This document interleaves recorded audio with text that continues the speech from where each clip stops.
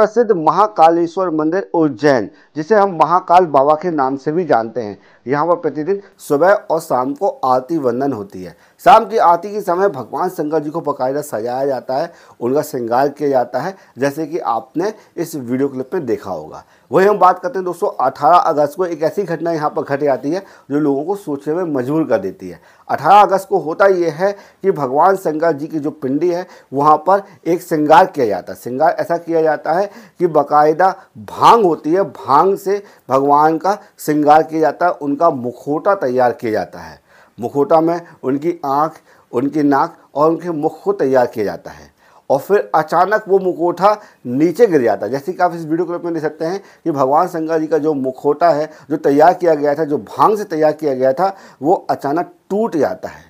जैसे ही ये खबर मतलब वहाँ के पुजारियों को मालूम पड़ती है और लोगों को वहाँ पर जो उपस्थित रहते हैं उनको पता चलती है तो बहुत आश्चर्यचकित हो जाते हैं, हफड़ा तफरी मच जाती है। और जो ये वीडियो दोस्तों, ये उन वहाँ पर लगे हुए सीसीटीवी कैमरे में रिकॉर्ड हो जाता है।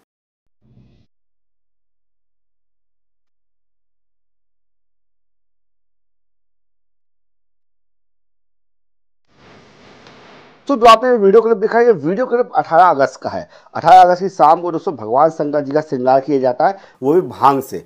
भांग से बाकायदा भगवान शंकर जी का मुखौटा बनाया जाता है और मुखौटा बहुत सुंदर रहता है, जैसे कि आप इस वीडियो क्लिप में देख सकते हैं। लेकिन दोस्तों अचानक वो मुखौटा नीचे गिर जाता है, टूट जाता है। भांग से बनाया हुआ मुखौटा पूरा भिसक जाता है। उसमें भगवान शंकर जी की एक आँख, नाक और मुख पूरा टूट के नीचे गिर जाता है। और ये सारा जो माजरा है दोस्तों सीसीटीवी कैमरे में रिकॉर्ड हो जाता है। जब वहाँ के पुजारी ये सब चीज़ देखते हैं तो बड़ा आश्चर्यचकित हो जाते हैं और फिर तुरंत दोस्तों फिर दूसरा मुखौटा तैयार किया जाता है भगवान शंकर जी का, इमीडिएटली तैयार किया जाता है वहाँ पर, और फिर उसके बाद आरती की जाती है। लेकिन दोस्तों जो ये पूरा माजरा सीसीटीवी कैमरे में रिकॉर्ड हो गया और जैसे ही ये वीडियो वायरल होता है तो जो धर्म के ज्ञाता हैं, जो धर्म के जानकार हैं, वो अपना अपना मत देना शुरू कर देते हैं। देखिए वीडियो क्लिप।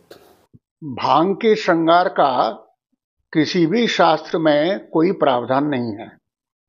हम प्रारंभ से इस बात का विरोध करते आए हैं कि महाकाल के शिवलिंग पर भांग का श्रृंगार नहीं किया जाना चाहिए।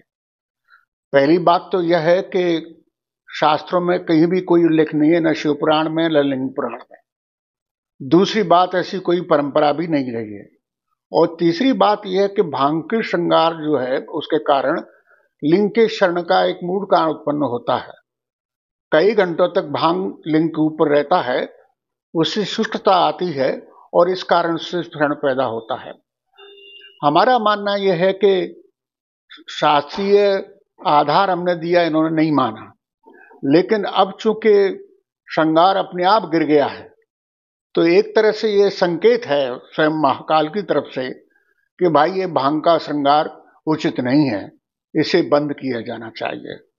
तो मैं सोचता हूं कि अब तो यहाँ के जो प्रशासक वर्ग है और यहाँ के पंडित पुजारी हैं उनको सोचना चाहिए कि भांग का श्रृंगार उचित नहीं है। जी, सबसे पहले हम बात करेंगे कि जो भांग का श्रृंगार किया गया है, श्रृंगार की अपनी व्यवस्था होती है। यहाँ पर दो मत परिलक्षित होते हैं। पहला परिलक्षण ये होता है कि देवता जिस विग्रह को पसंद करते हैं उस विग्रह को स्वीकार करते हैं। यदि विग्रह में किसी प्रकार की त्रुटि हो या कहीं अश्रद्धा हो तो ऐसी स्थिति में देवता विग्रह को स्वीकार नहीं करते। ऐसा कहा जा सकता है कि जब विग्रह बनाते समय मानसिकता कहीं और हो या धर्म का प्रभाव न हो तो ऐसी स्थिति में विग्रह का त्याग हो जाता है।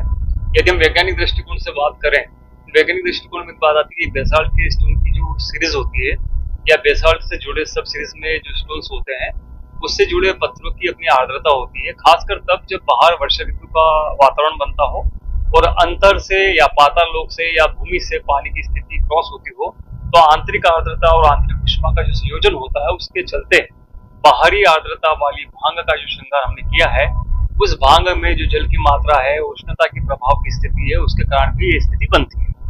इसको हम एक प्रकार से और देख सकते हैं कि जो वर्तमान की घटनाक्रम है ये ऋतु परिवर्तन का भी संकेत है। भविष्य में कई प्रकार से जल की स्थिति, बाढ़ की स्थिति अलग अलग प्लॉट में दिखाई देगी। विशेष तौर पर दक्षिण पश्चिम दिशा में इसका प्रभाव दिखाई देगा।